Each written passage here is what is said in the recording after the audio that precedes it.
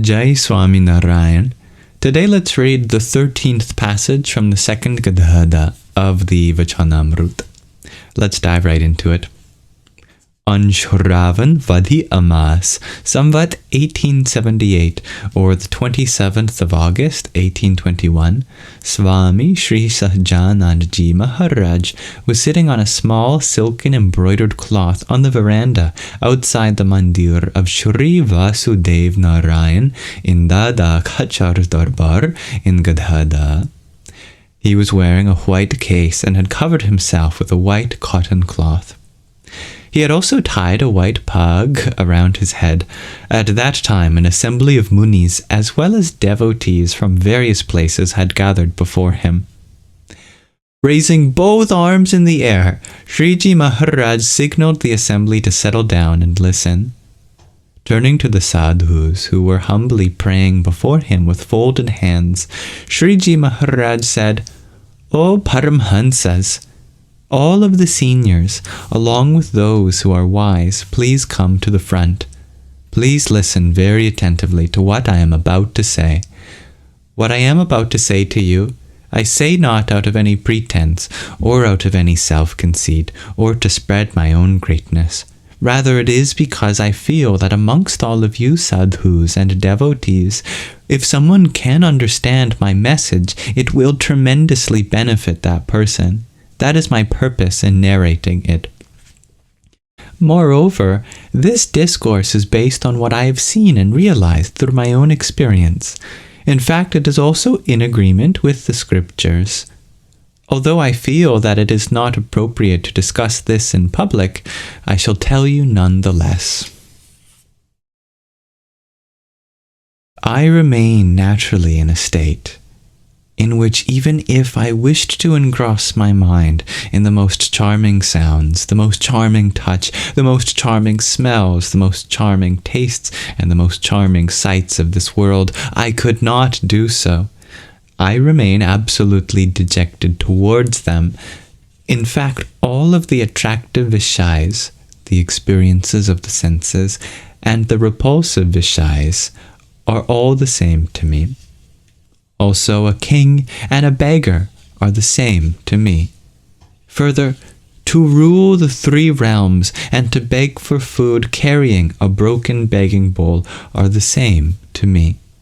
Even sitting with honor on an elephant and walking on foot are the same to me. Whether someone honors me with sandalwood paste, flowers, fine clothes, and ornaments, or throws dirt on me, all are the same to me. Whether someone praises me or insults me, both are the same to me. Gold, silver, diamonds, and refuse are all the same to me. Moreover, I look upon all devotees of God as being equal, i.e., I do not differentiate one as being superior and another as being inferior.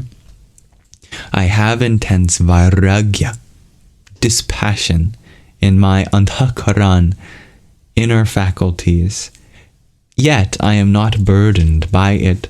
I do not feel burdened like a person who carries a heavy rock on their head or ties a purse full of money and gold coins around their waist. My strict observance of swadharma, the essential righteous truths, do not burden me or practices.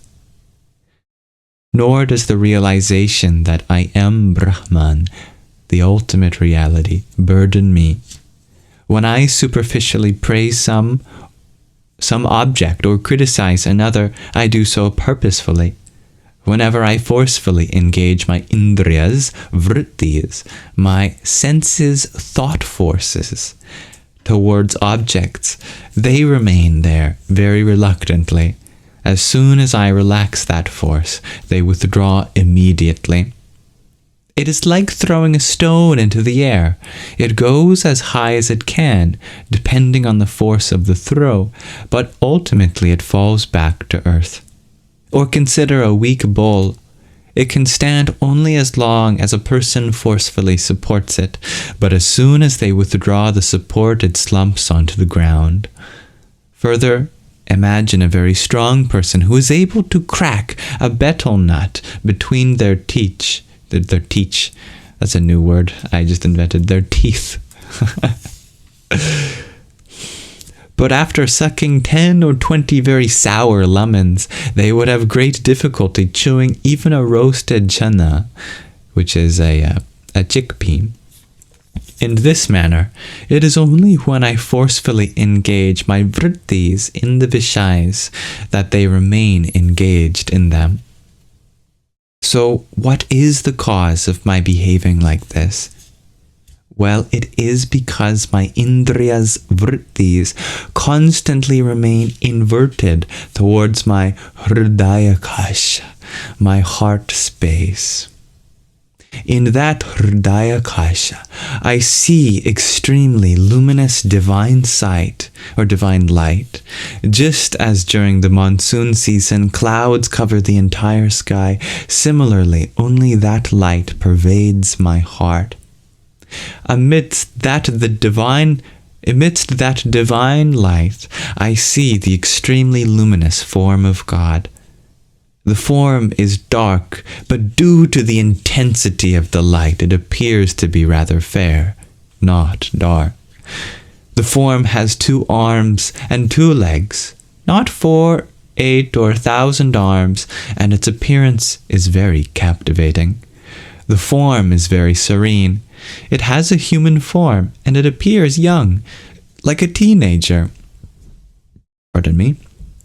Sometimes the form in the divine light is seen standing, sometimes sitting, and at other times it is seen walking around. It is surrounded on all 4 sides by groups of muktas, liberated beings who are seated facing him and who are engrossed in looking at that form of God with a fixed gaze. I see that form in its incarnate form before me at this very moment. I saw it before I came into the satsang fellowship. I could see it when I was in my mother's womb. In fact, I could see it even before I entered my mother's womb. Moreover, I am speaking to you while sitting there, and I see all of you sitting there as well, but I do not see this village of Gadhadā or even this veranda. Whosoever realizes this form will, like me, never be drawn towards the pleasures of the vishais. In fact, you also see this form of God, but you do not comprehend it fully. However, when you come to comprehend this fact, you will not encounter any difficulty in subduing the desires for the panch vishais, the experiences of the 5 senses, and swabhavs, deep-seated impressions such as lust, anger, etc. They will be subdued easily. That uniform divine light is referred to as the Atma, the Self, or Brahman, the Ultimate, or Akshardham, the divine abode. The form of the divine within that light is called the essence of the Atma, Parabrahman, or Purushottam. It is that same God who, for the liberation of countless jivas, souls, manifests on this earth in different yugs, ages, in the form of Ram, Krishna, etc. In this realm, he appears to be like a human being, but he is not. He is the Lord of Akshardham. Shri Krishna Bhagwan has said in the Gita, the 6th verse from the 15th chapter, Natad bhasyate suryo na shashanko na pavakaha yadgatva na nivartante tadhama paramamama. That means, my supreme abode is not illumined by Surya, the sun, or by Chandra, the moon, or Agni, fire. Having attained it once, no one returns from it. Therefore, even though Sri Krishna Bhagwan appears to be like a human, he still transcends Akshar, the intelligence of the universe, you could say, and is divine. Whoever meditates on the human form of God sees the luminous divine form seated in Akshardham. Such a person who meditates in this manner traverses Maya, material existence, and attains the highest state of enlightenment. So even though God assumes a human body, he is still divine, and the place where he resides is also nirgun, beyond the gunas, material qualities. His clothes, jewelry, vehicles, attendants, food, drinks, etc., in fact, any other objects which become associated with him are all nirgun. One who realizes God's form in this manner does not harbor any affection for the Panch Vishayas, just like I do not. They become independent. It is this Purushottam who transcends Akshar, who is the cause of all avatars' dissensions. All avatars emanate from Purushottam, and they merge back into Purushottam. When God, after assuming a human form, leaves this earth to return to his abode, sometimes, like a human being, his physical body remains on earth. Like when Rukmini took Sri Krishna's body into her lap and was engulfed along with it into the fire. Likewise, Rishabhdev's body was burnt in a raging forest fire. In other instances, his bones and flesh become divine, and they leave no remains behind. He returns to his abode. When he manifests, he may sometimes be born of a woman, or he may sometimes appear from wherever he wishes. In this manner, God's method of birth and death are not necessarily in accordance with the ways of this world. When you thoroughly realize God as such, you will encounter no obstacles on the path to liberation. Without such firm understanding of the nature of God, though, one will never be able to overcome one's weaknesses, regardless of the amount of renunciation one maintains or the number of fasts one performs. Then you may say, "We have firm understanding of that God, just as you have described.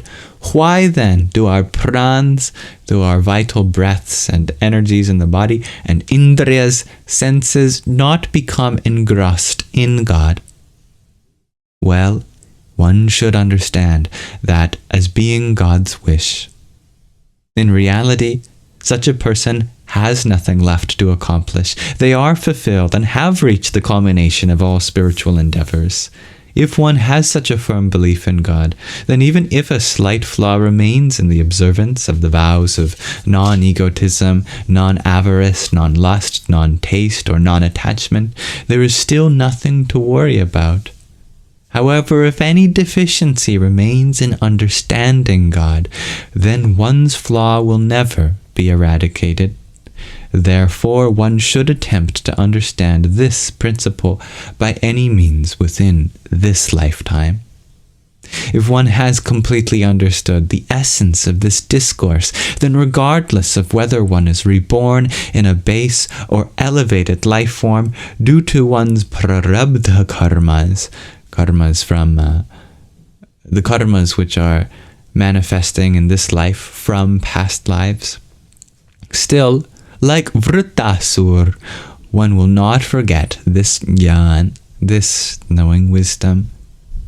Also, when Bharatji, the mythical king of India, Bharat, was reborn as a deer, he retained jnana from his previous life. Such is the profound glory of this jnana, this knowing wisdom. In fact, it is even narrated continuously in the assemblies of sages such as Narad, the Devarishi, the Sanakadik, the four mental sons of Brahma, the creator, and Brahma, the creator, and other devas, divine beings. However, such discourses regarding the nature of God cannot be understood by oneself, even from the scriptures.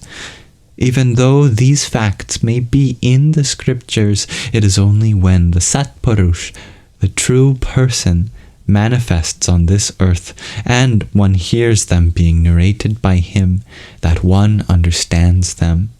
They cannot, however, be understood by one's intellect alone, even from the scriptures. One who has such a complete realization of God, and who is able to see the past, present, and future, still does not harbor the slightest self-conceit regarding this fact. They would not grant anyone a boon, nor would they curse anyone.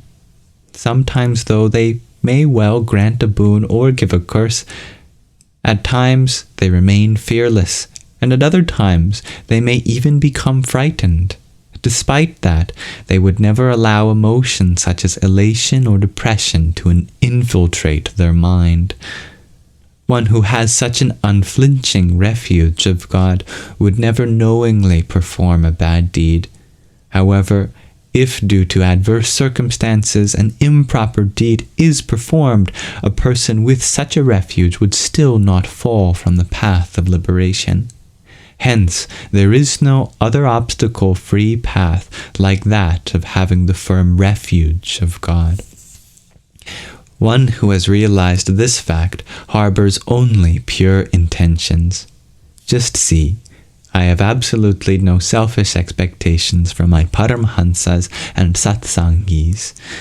The only reason I may call someone, rebuke someone, or send someone away is that if by any means one realizes this fact, it will be very beneficial to them.